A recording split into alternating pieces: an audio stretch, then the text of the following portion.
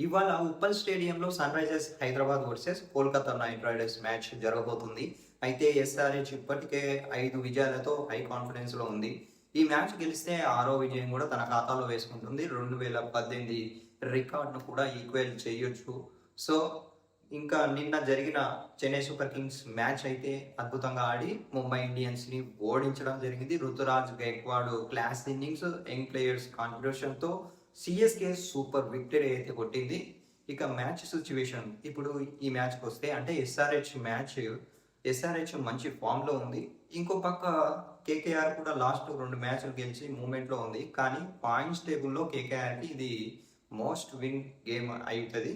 తో నెక్స్ట్ వచ్చేసి pitch report చూసుకున్నట్లయితే ఉప్పల్ పిచ్ ఈ సీజన్‌లో ఓన్లీ బ్యాటింగ్‌కే ఫ్రెండ్లీగా ఉంది. యావరేజ్ వచ్చి స్కోరు 200+ చేయొచ్చు. ఫస్ట్ బ్యాటింగ్ టీమ్స్ ఎక్కువ గెలిచాయి. అందుకే టాస్ గెలిస్తే బ్యాటింగ్ తీసుకోవడమే బెస్ట్ ఆప్షన్ అని నా ఉద్దేశం.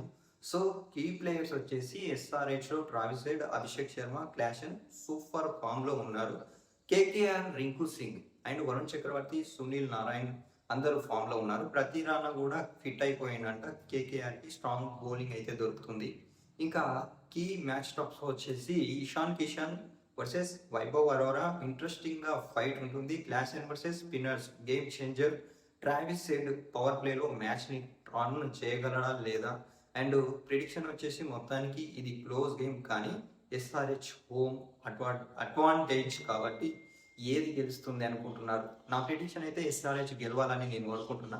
సో మీరేమనుకుంటున్నారో కింద కామెంట్ చేసి చెప్పండి.